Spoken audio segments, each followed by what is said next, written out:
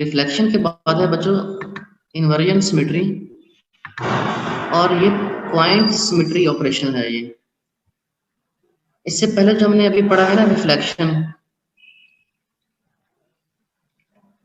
ये भी point symmetry operation है।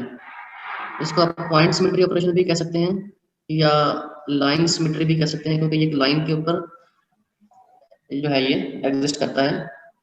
या आप उसको आप जगह जब यहाँ पर हम ये लाइन ड्रा करते हैं तो ये पॉइंट से रिलेट कर रहा होता है, तो इसको लाइन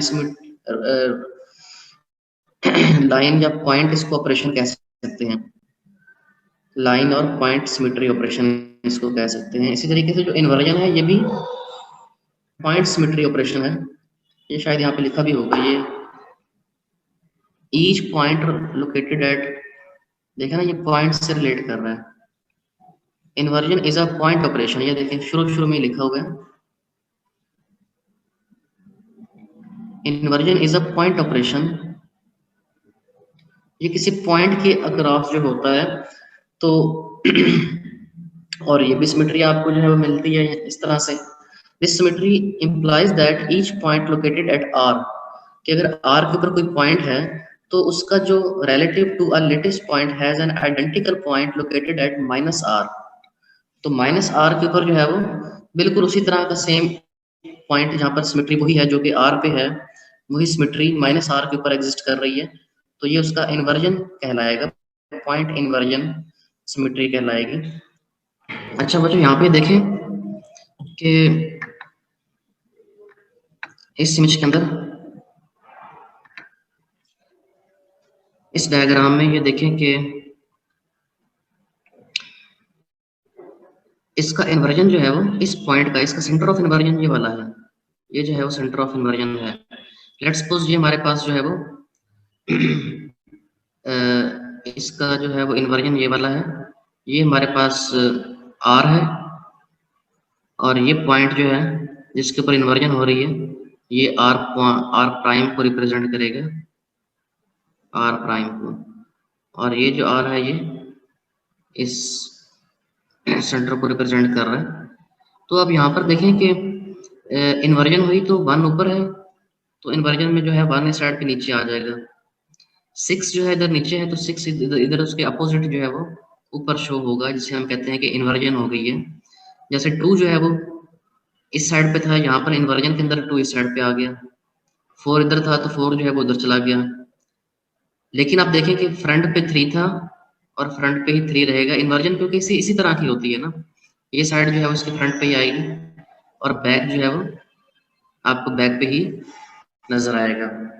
तो इन्वर्जन के अंदर जो है वो इस एंगल के ऊपर जो ये जो लाइन है ये तो सेम रहती है, बाकी जो ये हमारे पास इसके हैं साइड्स वो चेंज हो जाती हैं। जैसे ये 1 जो है वो इधर नीचे -1 में हमें मिला, और 6 जो है ये हमें इधर 6 के अंदर मिला। इसको आप विजुलाइज कर सकते हैं, इसको आप शीशे के सामने खड़े होकर जो है इसको आप ऑब्जर्व कर सकते हैं, लेकिन शीशा जो है ना वो आपको इस तरह की नहीं देता, ये इन्वर्जन जो है आपको नहीं देता। हाँ, उधर आपको जस्ट ये वाला सामने वाला ये पता लग सकता है कि 3 के सामने जो है वो 3 आएगा। मतलब शीशे के सामने खड़े होकर आप अपना हाथ जो है वो सीधा करें तो उसके अंदर जो इमेज है उसका हाथ भी आपकी तरफ होगा। मतलब अगर आपने हाथ इस तरफ किया हुआ है तो जो अंदर इमेज नजर आएगी उसने हाथ आपकी तरफ किया होगा, तो ये तो आपको ऑब्जर्व हो जाएगा। लेकिन आपको इन्वर्जन के अंदर ये चीज ऑब्जर्व नहीं होगी, क्योंकि आपका अगर सर यहाँ पे है तो शीशे के अंदर जो इमेज बन रही है उसका सर भी यहाँ पे ही होगा। आपके पाँव अगर यहाँ पे नीचे हैं तो शीशे के अंदर जो इमेज बन रही है उसके अंदर पाँव जो है वो क्या होंगे, नीचे ही होंगे। तो वो उसको आप रिफ्लेक्शन तो कहेंगे, लेकिन वो इन्वर्जन नहीं है। इन्वर्जन आपको कहाँ पे ऑब्जर्व होती है, आप लोगों ने कन्वेक्स लेंस से जो है ना वो रियल इमेज बनाया होगा वॉल पे। कन्वेक्स लेंस को यूज करते हुए आपने एक वॉल के ऊपर जो है वो रियल इमेज बनाया होगा, तो वो सारा इन्वर्ट हो जाता है। इन्वर्ट किस तरीके से हो जाता है, मतलब अगर आपको इस चीज का अगर आप इमेज बनाते हैं कन्वेक्स लेंस के सामने, तो ये आपको वॉल के ऊपर जो इमेज देगा वो उसका इस तरीके से इन्वर्ट इमेज होगा। तो याद रखना कि रिफ्लेक्शन और इन्वर्जन जो है ये अलग अलग चीजें हैं, ये दोनों सेम नहीं है। तो ये आपका जो है वो कन्वेक्स लेंस है, कन्वेक्स लेंस में हमें जो है वो इमेज दिया, ये ऑब्जेक्ट था और इसका इमेज जो है वो इन्वर्ट दिया, इसे कहते हैं इन्वर्जन। इन्वर्जन के अंदर क्या होता है कि हेड जो है वो टेल की जगह पे और टेल जो है उसका अपोजिट हेड की जगह पे इन्वर्ट हो जाता है। तो इस तरह की सिमेट्री जो है वो यहाँ पे हमें ऑब्जर्व हो रही है। तो हमें जो है वो इस पॉइंट को जो ये सेंटर ऑफ क्या कहलाएगा, इन्वर्जन कहलाएगा। तो आप देखें कि जिस तरह की इमेज ये वाली है, बिल्कुल सेम इमेज आपको यहाँ पे नहीं मिल रही, बिल्कुल सेम सिमेट्री नहीं मिल रही, कोई फर्क नहीं है इसमें। इसका मतलब आपको सिमेट्री भी मिल गई, इन्वर्जन भी हुई और सिमेट्री भी मिल गई। तो ये हमारे पास जो है वो सिमेट्री क्या कहलाएगी, इन्वर्जन सिमेट्री। लेकिन हर पॉइंट के अंदर इन्वर्जन सिमेट्री नहीं होती। हर तरह का जो स्ट्रक्चर है उसके अंदर इन्वर्जन सिमेट्री नहीं होती। ये इस तरह के कोई मखसूस स्ट्रक्चर हैं जिनके अंदर इन्वर्जन सिमेट्री जो है वो एग्जिस्ट करती है। तो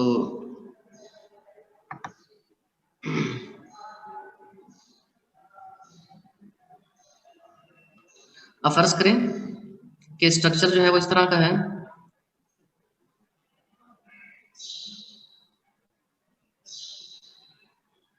अब इसकी आपको इन्वर्जन मिलती है, और इसकी इन्वर्जन किस तरह से होगी।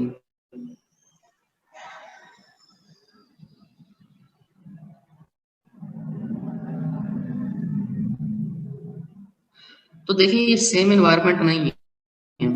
अगर इन्वर्जन आपको इस तरह से मिल रही है तो ये जो है वो ये यहाँ पर सिमेट्री एग्जिस्ट नहीं कर रही। इन्वर्जन तो हो रही है लेकिन जो सिमेट्री जो है वो एग्जिस्ट नहीं कर रही। अब इधर जो सेंटर ऑफ सिमेट्री वो क्या होगा, ये इसका सेंटर ऑफ सिमेट्री होगा। इस सेंटर ऑफ सिमेट्री के क्रॉस जो है वो इन्वर्जन हो रही है, लेकिन आप देख रहे हैं कि ये स्ट्रक्चर, इसमें एक ऊपर था दो नीचे थे, और इधर जो है वो दो ऊपर है और एक नीचे है। तो ये इन्वर्जन सिमेट्री नहीं है। इन्वर्जन तो है लेकिन सिमेट्री नहीं है, जबकि यहाँ पे हम देख रहे हैं कि इन्वर्जन भी है और सिमेट्री भी एग्जिस्ट कर रही है। अब देखें कि ये एक इमेज है, इस इमेज के अंदर हम देखते हैं कि ये सेंटर ऑफ जो है वो सेंटर ऑफ इसका इन्वर्जन है, या आप इसको बल्कि यहाँ पर आप कह सकते हैं कि ये इसका जो है वो सेंटर ऑफ इन्वर्जन है। इसमें से अगर एक आर है तो दूसरे को हम क्या कहेंगे, आर प्राइम कहेंगे। अब देखें कि इसका इन्वर्जन जो है वो ये वाला बना, इसके सामने जो है वो ये चीज बन रही है, और इन्वर्जन इमेज जो है वो कुछ इस तरह से बन रहा है। तो क्या यहाँ पे सिमेट्री एग्जिस्ट कर रही है? तो सिमेट्री बच्चों इसकी एग्जिस्ट नहीं कर रही, क्योंकि यहाँ पर जो है ना ये पीछे की तरफ है, तो बिल्कुल इस तरह का स्ट्रक्चर यहाँ पे आना चाहिए था। मतलब क्या था कि बिल्कुल इस तरह की जो है ना वो आपको इमेज सामने मिलनी चाहिए थी, जिसमें ये बॉल जो है वो पीछे की तरफ ही होती, और ये अपनी पोजीशन पे, जिस पोजीशन पे है इसी पोजीशन पे होती, और नीचे वाली जो है वो पीछे की तरफ है ना। ये देख रहे हैं कि इस लाइन से क्या कर रहे हैं, परपेंडिकुलर लाइन से पीछे की तरफ है। तो ये पीछे की तरफ अगर होती फिर हम कहते हैं कि सिमेट्री है। लेकिन यहाँ पे आप देख रहे हैं कि इन्वर्जन तो हो रही है लेकिन सिमेट्री नहीं है। सिमेट्री क्यों नहीं है? क्योंकि अब इस लाइन में आप देखें कि ये इस साइड पे आ गया, जबकि इधर जो है ये साइड पे है। तो आपको सेम इमेज जो है ना वो जब तक ना मिलेगा तो इन्वर्जन सिमेट्री जो है बच्चों को एग्जिस्ट नहीं करेगी। आपको जैसी शेप यहाँ पे मिल रही है ना, एग्जैक्ट वैसे ही शेप आपको यहाँ पे अगर मिले इन्वर्जन के बाद, तो फिर जो है वो इन्वर्जन सिमेट्री एग्जिस्ट करेगी। अब यहाँ पर इन्वर्जन तो हो रहा है लेकिन सिमेट्री नहीं हो रही। यहाँ पर शेप जो है वो इस तरह की है, और यहाँ पर शेप जो है देखें, इसमें ये तीनों क्या है, ये लेफ्ट साइड पे हैं, और इधर ये तीनों क्या है, ये राइट साइड पे हैं। ये सेंटर ऑफ सिमेट्री के इधर सेंटर ऑफ जो हमारे पास रिफ्लेक्शन सिमेट्री है उसके जो है ये लेफ्ट साइड पे हैं, और इधर हम देख रहे हैं कि ये राइट साइड पे हैं। तो ये हमें सेम इमेज नहीं मिला। तो इधर इन्वर्जन तो हो रही है लेकिन सिमेट्री नहीं होगी।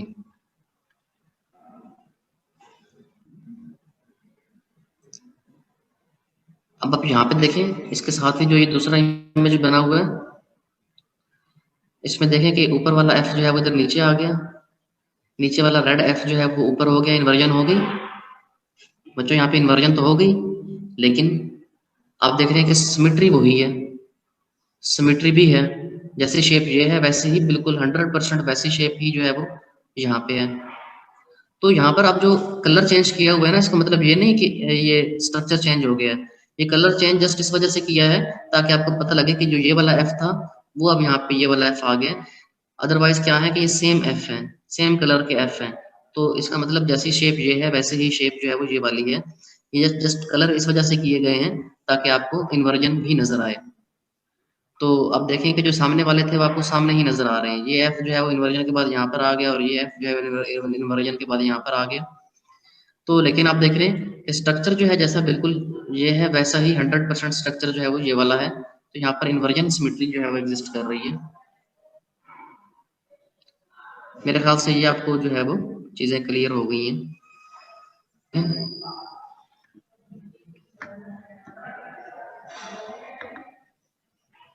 पता लग रहा है? इसका जो रिफ्लेक्शन है वो ये वाला है, जबकि इसका इन्वर्जन जो है वो ये वाली है, ये इन्वर्जन है।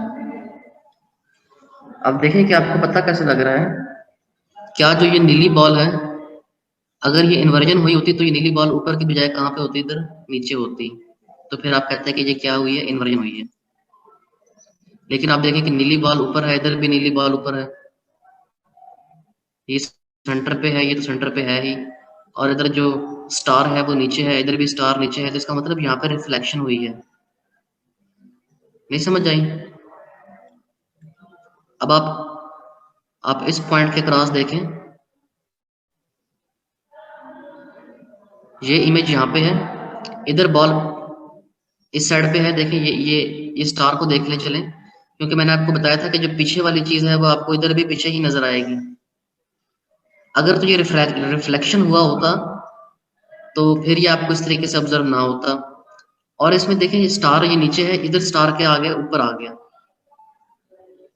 इधर स्टार नीचे था, इधर स्टार कहाँ पे है, ऊपर है। तो आपको नजर नहीं आ रहा कि इन्वर्जन हुई है? मतलब गेंद नीचे आ गई है, स्टार ऊपर आ गया, इधर गेंद ऊपर है और स्टार नीचे है, इधर स्टार ऊपर है और बॉल नीचे आ गया। इसका मतलब यहाँ पे इन्वर्जन हुई है, रिफ्लेक्शन नहीं हुई। रिफ्लेक्शन के अंदर कभी भी ऐसा नहीं होता।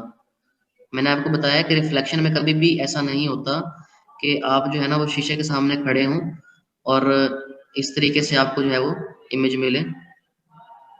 ये इन्वर्जन जो है ये इन्वर्जन है, ये रिफ्लेक्शन नहीं है।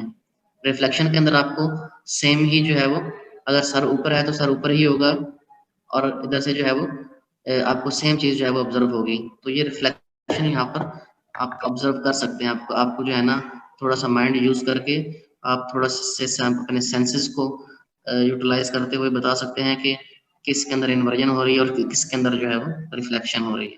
तो जो ये वाली इमेज है,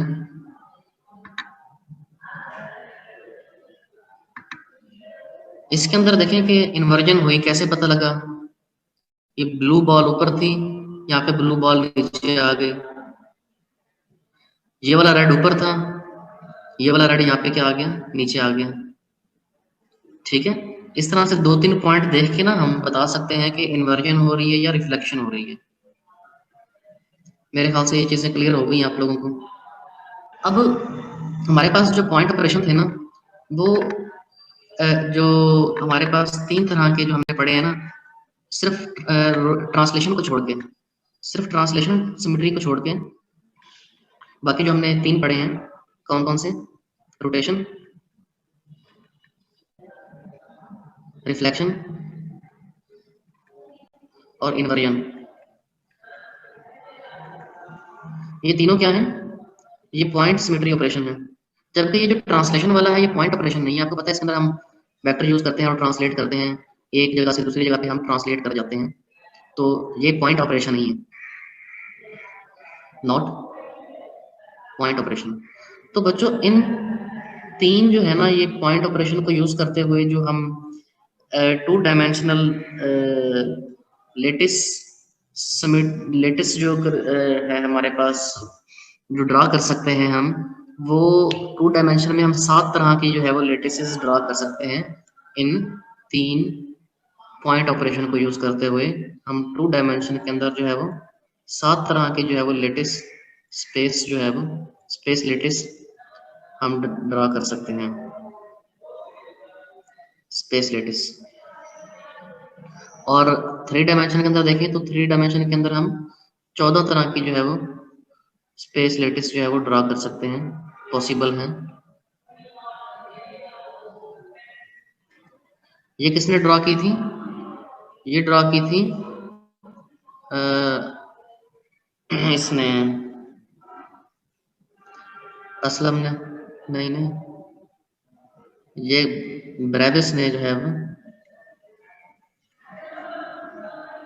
ये इनको ड्रा किया था, और उसकी वजह से जो है वो इनको हम ब्रेविस लेटिसिस कहते हैं। ब्रेविस के नाम से इसको जो है हम ब्रेविस लेटिसिस कहेंगे। तो 2 डायमेंशन के अंदर जो है ये 7 तरह की ब्रेविस लेटिसिस पॉसिबल हैं, जो कि इसने ड्रा करके देखी हैं। और इसका ब्रेविस का ये कहना है कि इसके अलावा कोई और जो है वो लेटिस स्पेस 2 डायमेंशन के अंदर इससे ज्यादा नहीं हो सकती, 7 से 8 नहीं हो सकती। इसने जो जितनी पॉसिबल थी वो सब इसने ड्रा की, तो उसने देखा कि मैक्सिमम जो है वो 7 स्पेस लेटिस एग्जिस्ट कर रही हैं इन 3 पॉइंट ऑपरेशन को यूज करते हुए हैं, इन 3, रिफ्लेक्शन को, रोटेशन को और इन्वर्जन को। और इसमें देखा कि 3 डायमेंशन के अंदर 4 जो है वो स्पेस लेटिसेस जो है वो पॉसिबल हैं, इससे ज्यादा नहीं हो सकती। तो अब हम इनकी जो डिटेल है वो देखेंगे। हम पहले तो 2 डायमेंशन के अंदर देखते हैं कि कितनी तरह की जो है ये 7 तरह की जो लेटिस स्पेसेस हैं, स्पेस लेटिसेस हैं, ये किस तरह की होंगी। तो जो पॉइंट ऑपरेशन होते हैं उन्हें जो है वो हम पॉइंट ग्रुप, तो स्पेस ग्रुप जो है वो same called point group. The group of such symmetry operation at a point is called point group. ये वही बात कर रहा है कि the last 3 operations are point operations and their combination give certain symmetry elements which collectively determine the symmetry of space around a point। तो किसी भी पॉइंट के अराउंड में जो स्पेस है उसकी सिमेट्री जो है वो उसके बारे में बताएंगे। The group of such symmetry operation at a point is called a point group.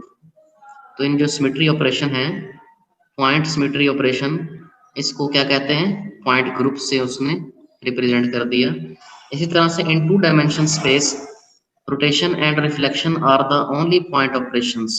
अब 2 डायमेंशन स्पेस के अंदर जो है वो या तो रोटेशन हो सकती है या रिफ्लेक्शन हो सकती है, इन्वर्जन नहीं होगी 2 डायमेंशन के अंदर, ठीक है। तो फिर क्या है कि as describe earlier their combination yield 10 different point group designation. तो ये अभी हम ऊपर देख चुके हैं कि रोटेशन को और रिफ्लेक्शन को मिलाकर किस तरह की जो है वो पॉसिबिलिटी थी। ये एक जस्ट रोटेशन, एक रोटेशन एंड अपना 1 रोटेशन एंड 1 रिफ्लेक्शन, 2 2 2m, ये हमने सारे भी ऊपर जो है वो शेप्स देखी हैं। तो ये टोटल कितनी बनती है, 10 बनती हैं। 1 2, इसको भी हम जो है वो ऊपर देख लेते हैं कि ये कितनी बन रही हैं। 1 2 3 4 5 6 7 8 9 10। तो ये 10 जो है वो हमारे पास 2 डायमेंशन के अंदर रिफ्लेक्शन और रोटेशन और रिफ्लेक्शन को यूज करते हुए हमारे पास ये पॉसिबिलिटीज हैं। In two dimension space rotation and reflections are the only point operations as earlier their combinations yield 10 different point groups.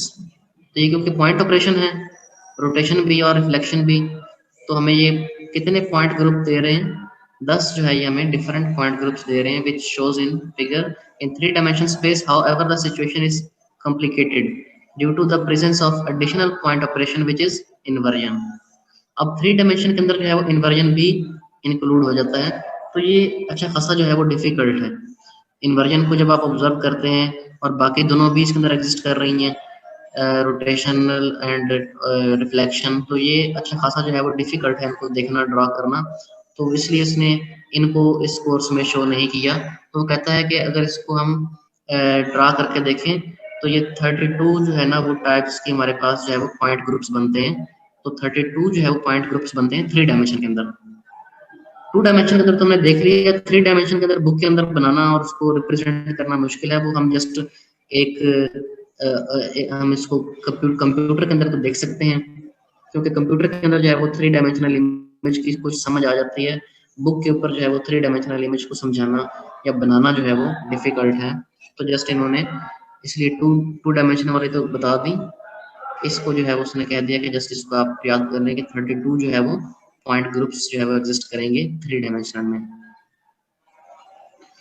तो the crystal are classified on the basis of their symmetry, which is compared with the symmetry of different point groups. Also, the lattice consists with a point group, where the point group operations are limited. Such lattices are known as Bravais lattices. तो अब ये जो हमारे पास lattices बनेंगी, उनको जो है वो हम Bravais lattice कहेंगे।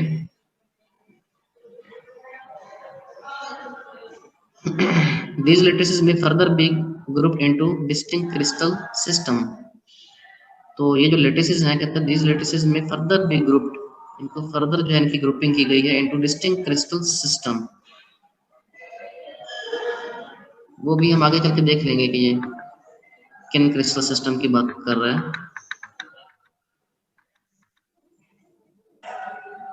इस तरह यहाँ पर बता रहा है कि the point symmetry of crystal structure as a whole is determined by the point symmetry of the lettuce.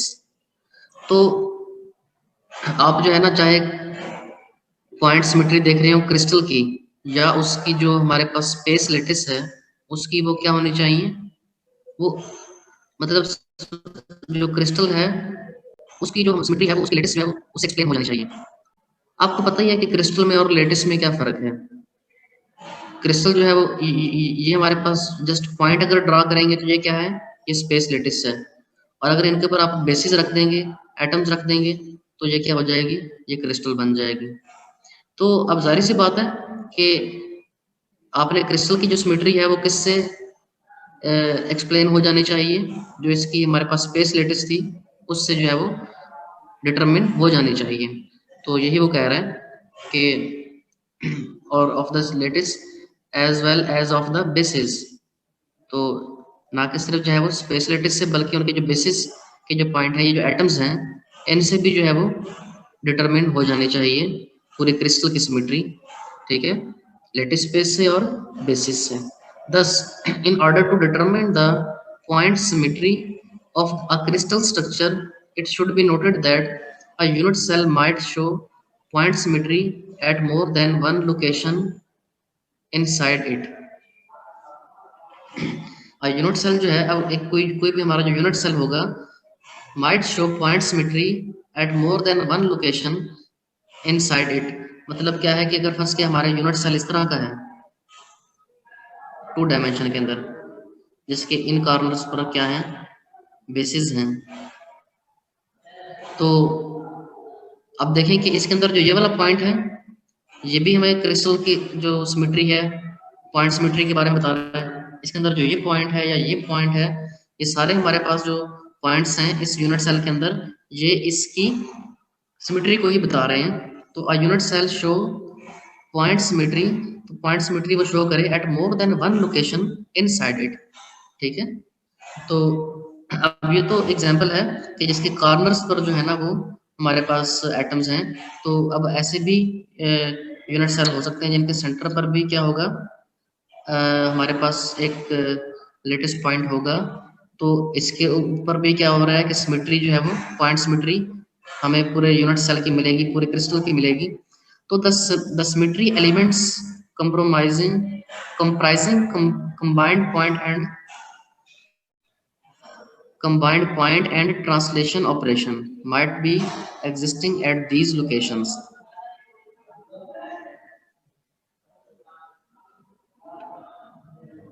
अब कहता है कि ये जो सिमेट्री एलिमेंट्स हैं, सिमेट्री एलिमेंट्स उनके अंदर जो है ये ट्रांसलेशन ऑपरेशन और भी होगा, एग्जिस्ट करेगा, might be exist at these locations. तो अब फर्स्ट क्या कहिए, हमारा एक सिमेट्री एलिमेंट है या सिमेट्री पॉइंट है, तो इसके ऊपर जो है वो ट्रांसलेशन ऑपरेशन भी एग्जिस्ट कर सकता है।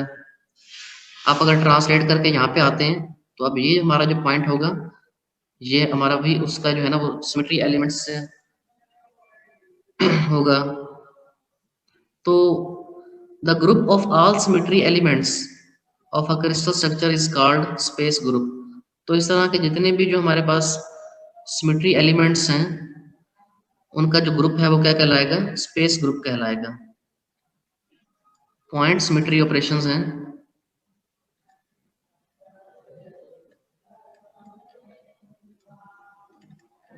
वो किस चीज को रिप्रेजेंट करते हैं, उनको क्या कह सकते हैं, स्पेस, उसको हम कहते हैं ये पॉइंट ग्रुप,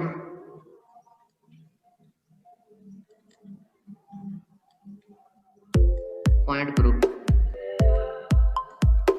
और जितने भी जो हमारे पास सिमेट्री एलिमेंट्स हैं, इनका जो ग्रुप होगा उसको हम क्या कहेंगे, स्पेस ग्रुप। ये भी हम आपको समझ नहीं आ रही होगी ये सिमेट्री एलिमेंट्स क्या हैं, ये आगे चल के जब हम इनकी एग्जांपल्स देखेंगे ना तो फिर आपको ये क्लियर हो जाएंगे, तो फिर आपको ये ज़्यादा अच्छे से क्लियर हो जाएंगे एज अ होल। तो कहता है कि it determines the symmetry of a crystal structure.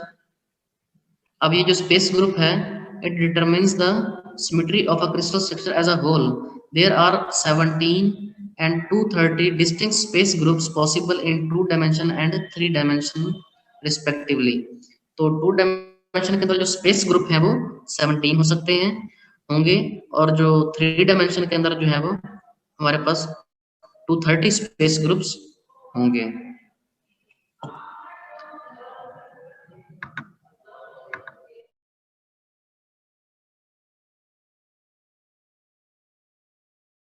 अब ये जो है इनकी एग्जांपल्स आना शुरू हो गई हैं कि लेटिस क्या है, तो यहाँ से अब आपको अच्छे से समझ आना शुरू हो जाएगी। तो कहता है कि as described earlier the number of point groups in 2 dimension कितने थे, 10, और 3 डायमेंशन में कितने थे, 32 respectively. These point groups are the basis for construction of different types of lattices. तो कहता है कि जो ये पॉइंट ग्रुप हैं, these point groups form the basis for construction of different types of lattices. Only those lattices are permissible which are consistent with the point group operation। तो ये देखें कि सिर्फ वो वाली जो है ना वो लेटिस परमिसिबल हैं, तो which are consistent with the point group operations, जो कि इन ग्रुप ऑपरेशन से कंसिस्टेंट हों। सच लेटिसेस आर कॉल्ड ब्रेविस लेटिसेस। तो ये इनको ड्रा किसने किया था, ब्रेविस ने किया था, तो उसके नाम पर फिर इनको जो है वो ब्रेविस लेटिसेस कहते हैं। तो it is beyond the scope of this book to describe the detail of the formation of various Bravais lattices from the possible point groups. अब कहता है कि हमने जो है वो ये हमारे सिलेबस में भी नहीं है और इस बुक में भी नहीं है कि किस तरीके से इसने जो है वो इन इन जो हमारे पास ग्रुप पॉइंट ग्रुप जो है उनको यूज करते हुए किस तरीके से जो है ये ब्रेविस लेटिसेस ड्रा की हैं। तो वो हमारे जो कहता है कोर्स का हिस्सा नहीं, जस्ट हम उसके डिटेल में नहीं जाएंगे। तो it can be stated that 10 and 32 points group in 2 and 3 dimension produce only 5 and 14 distinct Bravais lattices respectively। तो ब्रेविस लेटिसेस जो है वो 5 और 14 जो है वो, अच्छा मैंने आपको 7 और 14 कहा था, तो सॉरी ये 7 नहीं था बल्कि 5 था, तो 5 एंड 14, तो 2 डायमेंशन के अंदर जो है ये 5 होंगी और 3 डायमेंशन के अंदर 14 distinct Bravais lattices respectively। These Bravais lattices further become part of 4 and 7 distinct crystal system respectively and are separately described below। पहले इसको हम देखते हैं, कहता है these Bravais lattices further become a part of 4 and 7 distinct crystal system। तो crystal system से जो है ये बिलोंग करती हैं 4 और 7 टाइप्स के।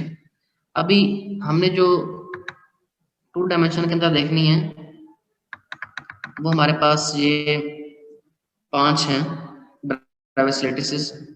तो इसमें देखें एक तो जो है ये ओब्लीक है, ओब्लीक इसका क्या होगा कि इसके जो साइड्स हैं ए और बी इक्वल नहीं होंगी, और ना इसका जो कोई एंगल है वो 90 का होगा, एंगल ए और बी के दरमियान का एंगल ये भी 90 का नहीं होगा। इवन कि आप कोई भी एंगल देख लें, ये एंगल कोई भी एंगल जो है वो 90 का इसमें नहीं होगा। तो ये हमारे पास ओब्लीक कहलाएगी 2 डायमेंशन के अंदर। और इसी तरीके से रेक्टेंगुलर। अब रेक्टेंगुलर जो है वो हमारे पास 2 तरह की हैं, एक रेक्टेंगुलर प्रिमिटिव है यूनिट सेल, और एक रेक्टेंगुलर जो है वो नॉन प्रिमिटिव, इसको हम यहाँ सेंटर्ड इसको कह दिया, ये नॉन प्रिमिटिव है ये।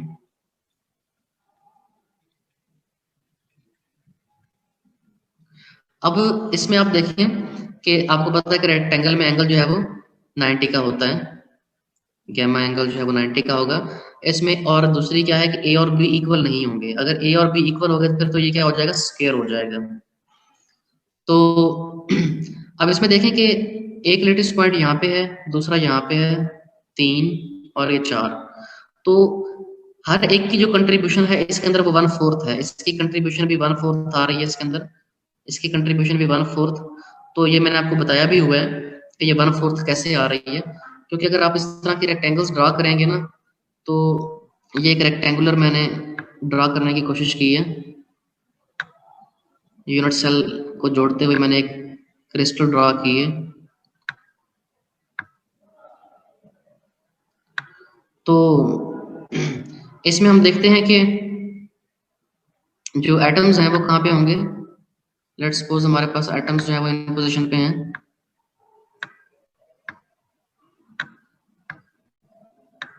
मैं सारे नहीं ड्रा करता, जस्ट एक जिस यूनिट सेल को हम फोकस कर रहे हैं उसको हम ड्रा कर लेते हैं। वैसे तो क्या है कि हर जो है ना वो ये पॉइंट जो है यहाँ पे एक बेसिस या एटम्स जो है यहाँ पर होंगे। तो चलिए इसको हम इस तरह से आप देखें कि ये जो हमारे पास यूनिट सेल है ये वाला, इसको हम डिफरेंट कलर से शो कर देते हैं।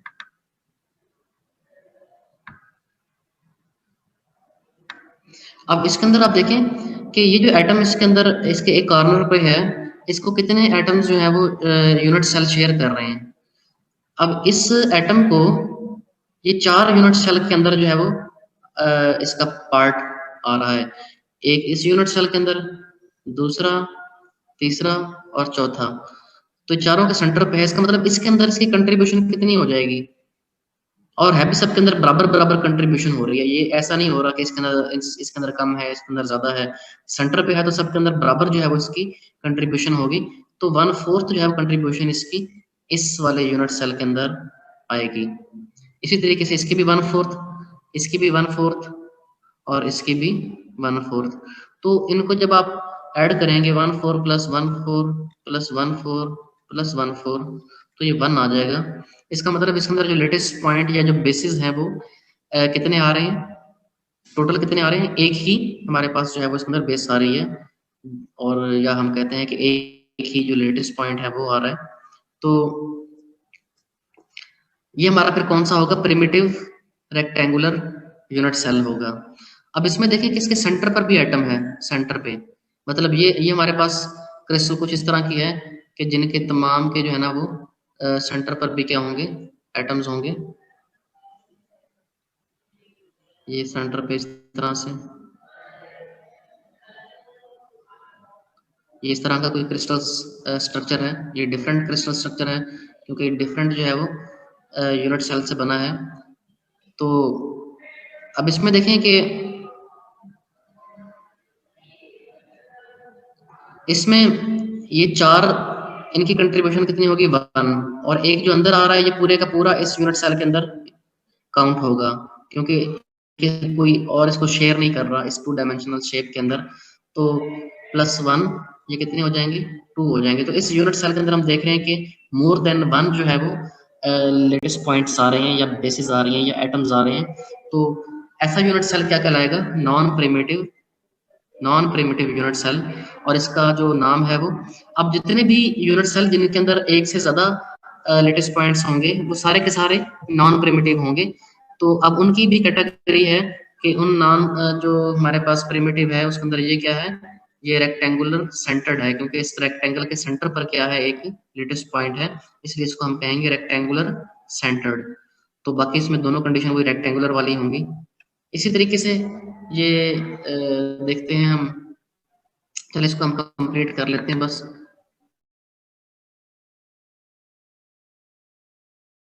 अब इसमें देखें कि ये हमारे पास क्या है, स्क्वायर है। स्क्वायर अब देखें कि यहाँ पर ए और बी इक्वल हैं, और आपको पता है स्क्वायर के अंदर दोनों साइड्स जो है वो इक्वल होती हैं। तो एंगल भी कितने का होता है, 90 का, तो ये स्क्वायर कहलाता है। तो अब देखें कि ये स्क्वायर जो है ये प्रिमिटिव ही है, सारी सी बात है। तो इसी तरीके से ये हेक्सागोनल है, इसको हम हेक्सागोनल स्ट्रक्चर कहते हैं। तो हेक्सागोनल के लिए कंडीशन क्या है कि जो एंगल है वो 120 का होना चाहिए इसके, जिस तरह ये वाला एंगल भी 120 का है और ये वाला एंगल भी 120 का है।